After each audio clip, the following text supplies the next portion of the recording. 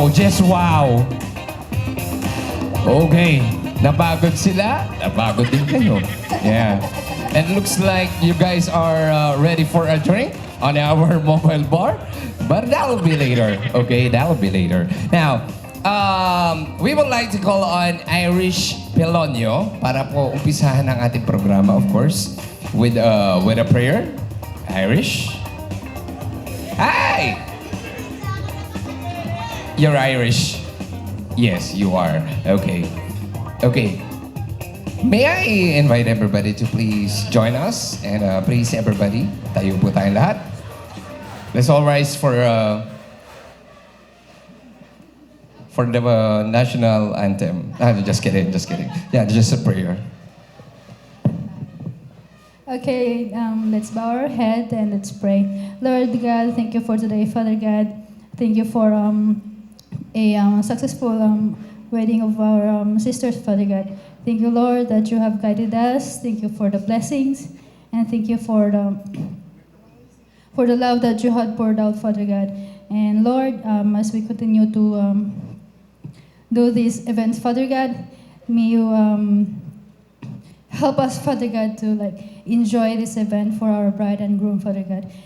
Thank you so much for everything that you have done, and we praise and worship you, Father God. In Jesus' name we pray, Amen. Yay! Yes! Good job, Irish. Good job. Thank you very much. You may now take a seat. Upo na tayo. Ayan. And as well as you guys, so while you are enjoying the water, we would like to call on the parents of our couple to please stand up. We would like to... Okay. May we call on the parents of the couple to please stand up and join me here? Okay, and at this point, of course, this is a very special participation for you guys because I believe that you guys are going to open our program with your message.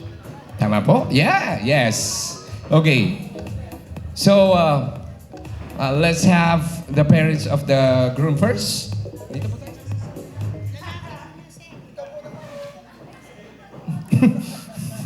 Ang sweet, no? Ma'am, sir, no? Okay, let's go. Ito po ay message natin para sa mga taong, sa mga bisita po. Apo. So, mali po tayo ng harap. Yeah, that's perfect. Let's go. Thank you for coming sa inyong lahat.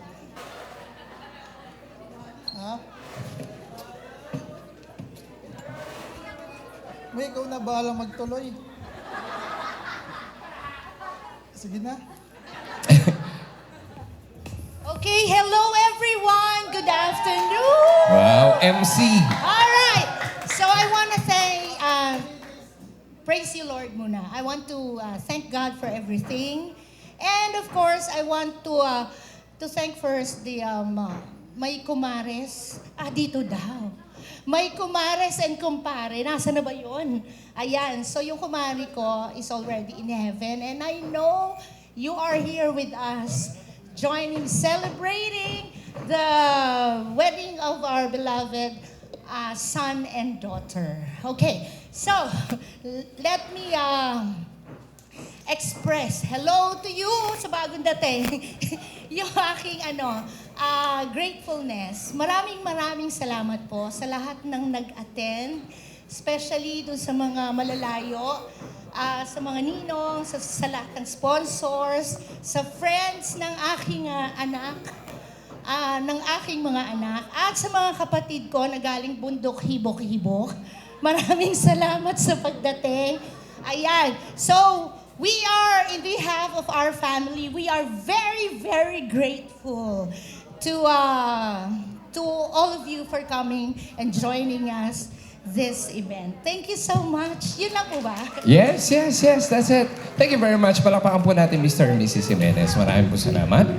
I love your voice. Can she sing? Mamaya po, mamaya. Oh. Okay. Now we would like to invite the parents of the bride. Your dad. Yeah. Both. Yeah, why not? Please. Let's go, sir. Maganda nga po sa inyong lahat. Nasabi na rin ng kumari ko lahat-lahat.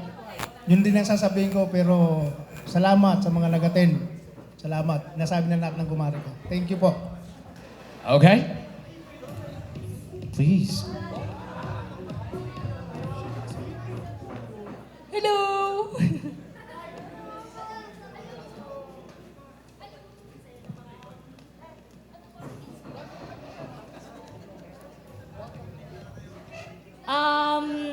So on behalf of my late mama, Zenny, we welcome you. I don't know most of it, pero dun lang sa family side, which is the Pelonio clan, that comes in. Siyempre, yung Pacheco, nandito din. And also, dun sa mga friends and supportive relatives ng couple. Yeah, thank you so much. All right. Thank you very much. Maraming salamat po. All right. Now, speaking of our guest, meron tayong mga bisita all the way from abroad. Yes, from Australia. Yes. We have some Aussies here. Right. Where are the Aussies? Can you please stand up, Mike? Yeah? The Aussies. Yes. How are you, my dear? How's the Philippines? All right. Can they speak Tagalog as well? Yeah, everyone can speak Tagalog. All right. That's good. So dinala niyo po yung Tagalog sa Australia. Nice. Yes. And also we have visitors all the way from Qatar. Yes, nasa po yung galing Middle East. Saudi pala. This Middle East. Oo. Nasaan po sila? Ayan. Hello to you, sir. Palakpakan po natin. All the way from Australia, all the way from Saudi Arabia. And also, we have visitors from Bicol. Yan. Nasaan po ang mga galing Bicol? Ayun, ang mga galing sa Bicol. Ilang hours po ang travel? Malapit lang. 12 hours? Malapit lang. How about yung mga galing sa Bulacan?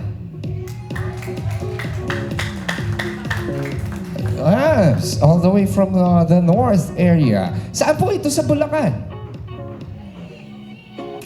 Oh, konti na lang, Pampanga na. Okay, thank you very much for coming and yeah, we are hoping na mag-enjoy po tayong lahat sa ating programa. Now, I know that excited po tayo mag-umpisa sa ating mga traditions. You want to see the dancing, you want to see the cake cutting, you want to hear the toast. But of course, we want to hear first the vows of our newlyweds para sa kanila. Okay, sa isa't isa. So we would like to invite our newlyweds. Okay, sila po ay nag-jacket boy kung sino mauna. Please stand up, both of you.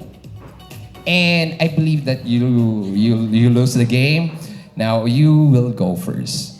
Ladies and gentlemen, for their vows, palakpakan po natin ang ating bagong kasal, Joseph and Angel. And let's hear our bride's vow first. Okay. To my husband. This is it. A decade has passed, but right now I feel like it's our first date together. Like a first date together. Remember? Nasa MOA wearing your skinny jeans, loose shirt, and old-fashioned shoes thinking that you look like Daniel Padilla that way. You're always saying na kinikilig na ako sa'yo back there. Pero lagi kong sagot, hindi. But now, this is my first time I'm going to say this. Yes, the colleague was there. But as you all know, not just the colleague you're giving me that day. That day, you're giving me every minute of enjoyment in my heart, peaceful in my mind, assurance, protection that I needed. I know that I'm too OA about that for just first date. But all of that was true. That's why my heart saying, siya na siguro, kahit 2 weeks pa lang nanliligaw. But my mind, paano kung magkamali ako? Paano kung hindi ikaw? Pero bahala na. Isusugal ko na to kesa mawala pa. And after that, being with you for 10 years feels like I'm on the right path of life. I am the luckiest for having someone so loving and selfless partner who I know will love me until the end of time. And then recently someone asked me if ikaw na daw ba yung answered prayer ko. And then my answer was no immediately. Like, no. No. Because I don't remember myself praying to God exactly what I want before. Kasi lagi lang nasa prayer ko na, Lord, pag time ko nang magkapamilya, sana bigyan mo ko ng buo, yung matatawag kong akin lang. Pero sa tanong na yun, napaisip ako ng sobra. Oo nga, no? Bakit kaya niya binigay sa akin? Bakit ikaw for all the people that I've encountered? But I think I finally knew the reason when I remember how happy my mama was nung nabubuhay pa siya. Nung pinakilala kita as my first boyfriend, tuwing pumupunta ka sa bahay, dala-dala yung fishbowl at kikiam na lulutuin pa lang. Tapos sobrang saya niya kasi sarap na sarap ka sa sauce na ginagawa niya. Tuwing kakwentuhan ka niya, or pag gusto mong uminom, okay lang sa kanya, basta sa harap niya kahit ayaw niya ng mga nagiinom. Or nagjo-joke ka kahit hindi naman nakakatawa sa amin, pero siya, naiiyak, nakakatawa. Remember those laugh na parang hindi na makahinga. Kahit nung nag-break tayo. Sa 2 months na yon, bukang bibig niya, si Mark. Asan si Mark? Hindi na ba na kayo nagkikita ni Mark? That was the reason that I realized that maybe the person who taught us how to be independent, strong, and contented is also the same person who's been silently and fervently praying to God that one day, me and my sister will meet someone who will love us and take care of us the way she loved and took care of us. Thank you for being my mama's answered prayer. I wish Mama was here to see how guapo you are right now. But I can't imagine kung anong sasabihin niya ngayon kung nandito siya. Uy, ang gwapo na ni Marco. Wala nang mga tigidig. Tapos itatanong niya kung anong ginagamit mo. And then suddenly, makikita mo na lang na ginagamit niya na din yun. But I'm really glad that you got to meet the person I get to spend the rest of my life with. I know that Mama is smiling down on us, proud that I'm marrying someone like you. You know, when my mama died, I used to be behind the scene. But thank you for making me feel that I'm worth being the highlight of someone's life. Thank you for accepting all the attitudes that I have. You know that. For not trying to change who I am, but choosing to love who I was, who I am, and who I yet to become.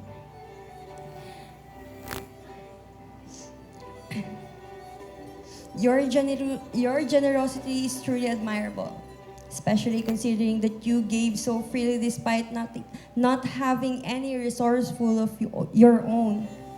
Your selflessness, kindness are incredibly inspiring. And now, I am profoundly grateful of everything you do. And now, starting today and for the rest of our life, whatever happened, I vow to love you and your loved ones with all of my heart and without reservation. To honor and support you in everything you do, except video games. To see you when you don't feel seen. To listen to you, but only listen because you know I'm always right. Joke. I vow to always be your hype girl. I vow to love you above all next to Jesus. But I cannot promise you all that I be the best wife or mother to our future children. But I promise you I keep learning, always. Especially, I vow that my I do and I will today is I don't and I want to others. I love you, husband. Wow. There you have it. Ang ganda ng speaking voice ni Angel. Para akong nakikinig ng commercial kanina. Parang safeguard. Okay, now, Joseph, you ready?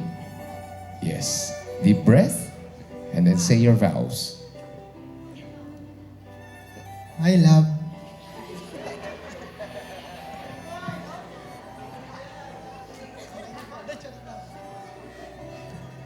Naalala mo yung nagbitaw ako ng pick-up line sa'yo na may isa akong gustong baguhin sa'yo? Yung apelido mo. Alam ko, generic na. Marami nang nagsabi ng ganyan. Ang kaibahan lang, tinotoo ko.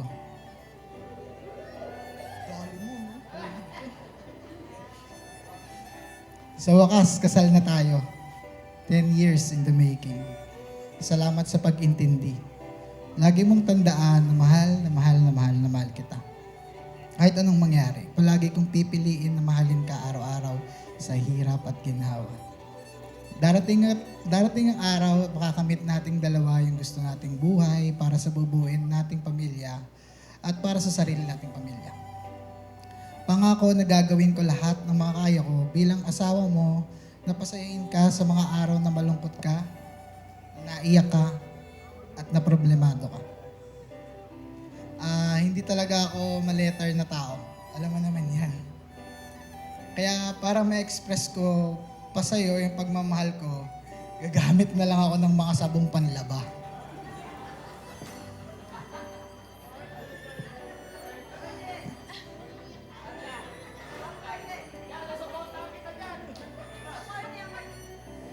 Love, para kang tide. Gulat ka, no? Noong nakilala kasi kita, nung dumating ka, nagliwanag yung mundo ko. Boom! Simula pa lang noon, alam ko na ikaw na yung gusto kong babaeng makasama sa buong buhay ko. Masipag, matyaga, mapagmahal sa magulang, maaasahan, kaya nga ikaw yung champion sa puso ko.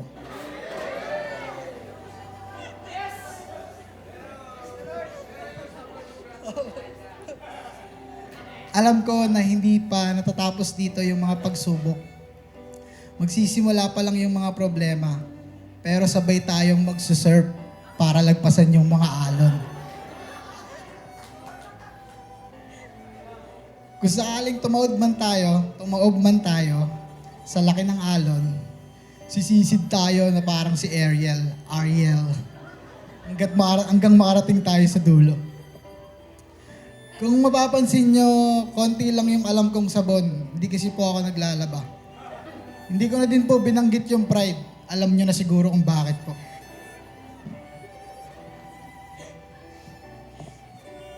Ayan, wala na akong maisip na sabong panlaba. Kaya ito, seryoso na.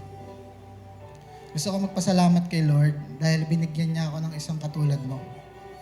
Isang Angelica, isang ikaw, na habang buhay ko yun ipagpapasalamat sa Kanya. Gusto ko din mag-thank you sa mga magulang mo na pumayag na maging kasintahan kita. Kay Tito Isaac na ngayon ay daddy na.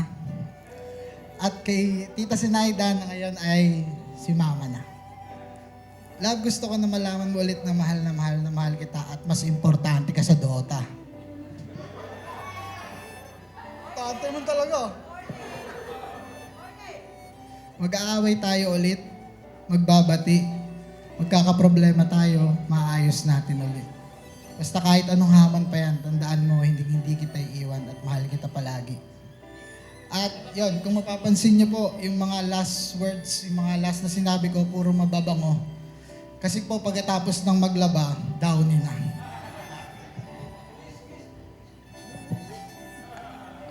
Alright, there you have it. Wow.